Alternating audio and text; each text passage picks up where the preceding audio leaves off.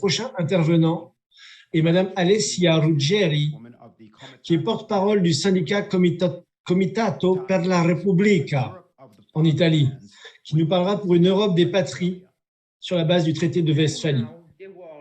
Actuellement, le monde souffre d'un grave manque de démocratie, de confiance et d'une confusion croissante.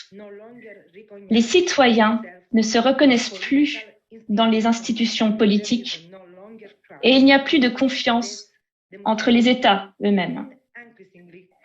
Dans un monde de plus en plus connecté, nous assistons à une fragmentation croissante des sociétés et à l'érosion de la démocratie en Occident. En tant qu'Italienne, je vis le cauchemar d'être soumise à des choix politiques que je crois préjudiciables à la sécurité de mon pays et à la réalisation de la paix que nous souhaitons tous. J'ai été témoin d'appels à la paix adressés à la Russie par nos dirigeants politiques, alors qu'ils envoyaient en même temps des armes à l'Ukraine. Même parmi l'aide humanitaire à l'aéroport de Pise, on a découvert des armes clandestines et les syndicats de l'aéroport ont refusé de les charger dans les avions. Invoquer la paix tout en envoyant des armes, c'est comme essayer d'éteindre un feu en jetant de l'essence dessus.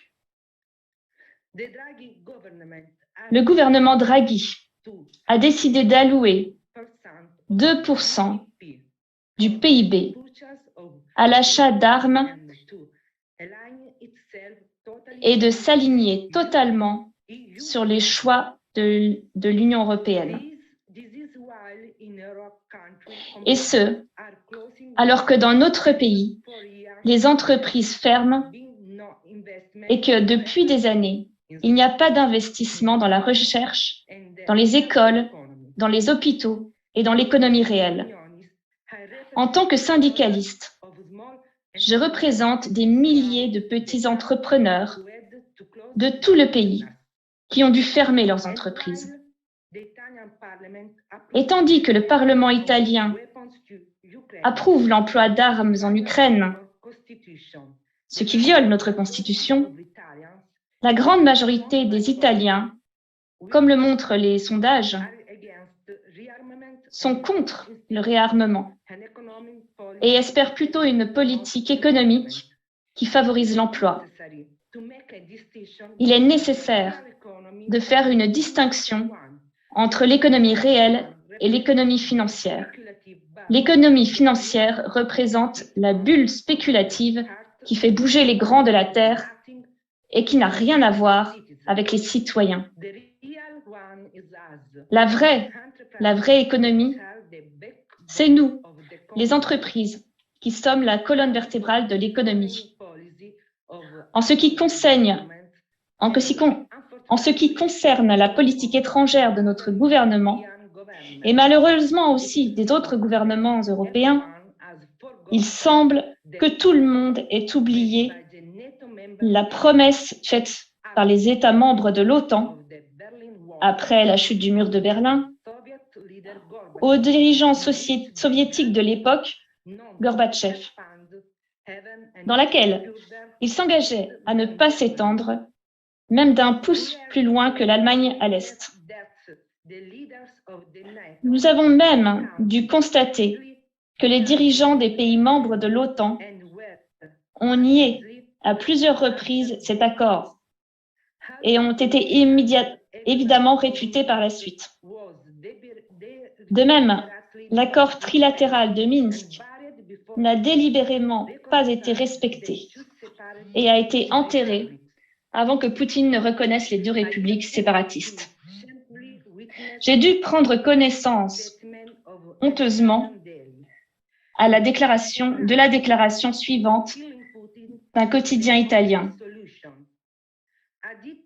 Guerre Ukraine-Russie, quand tuer Poutine est la seule solution. C'était le titre de l'article du journal. Je n'ai pas vu de déclaration d'indignation pour cet appel à assassiner Poutine, ni même pour le massacre d'Odessa, au cours duquel 48 personnes ont été brûlées vives, dont une femme enceinte. J'ai accueilli avec beaucoup d'enthousiasme l'appel de l'Institut Schiller à établir une nouvelle architecture de sécurité et de développement pour toutes les nations inspirée de la paix de Westphalie. La paix de Westphalie a mis fin à 30 ans de guerre sanglante entre catholiques et protestants. Dans un moment délicat, il est nécessaire de prendre comme référence le modèle de l'Europe des patries, de Gaulle et de la paix de Westphalie. Quelqu'un a qualifié le général de saboteur, lui attribuant la volonté d'entraver ceux qui œuvraient pour la construction européenne. Au contraire, De Gaulle était un europhile convaincu, mais il rejetait la création de structures supranationales qui conduiraient au fédéralisme. En fait, on peut dire aujourd'hui que l'Union européenne a privé, au fil du temps, chaque État membre de sa souveraineté. L'Europe des patries voulait être une force qui s'interpose de manière autonome entre les États-Unis et l'Union soviétique, et non une Europe résultant de la perte progressive de souveraineté des États. En bref, une Europe indépendante des blocs atlantiques et soviétiques, capable de prendre des décisions de manière autonome. En ce jour, je veux me souvenir de deux Italiens, le maire de Florence, La Pira, et le pape Jean XXIII, qui ont contribué dans les années 60 à créer un pont entre l'Est et l'Ouest pour préserver la paix. En invoquant cet esprit et l'encyclique Pacem in Terris, je m'adresse, comme le pontife, à tous les hommes de bonne volonté, en invoquant un monde de paix sans bloc.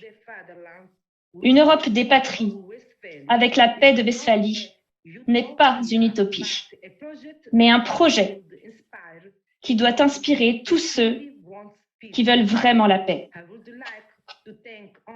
Je remercie encore une fois la présidente de l'Institut Schiller, Helga Zepp-Larouche. Merci Alessia. C'était Alessia Ruggieri du syndicat Comitato per la Repubblica.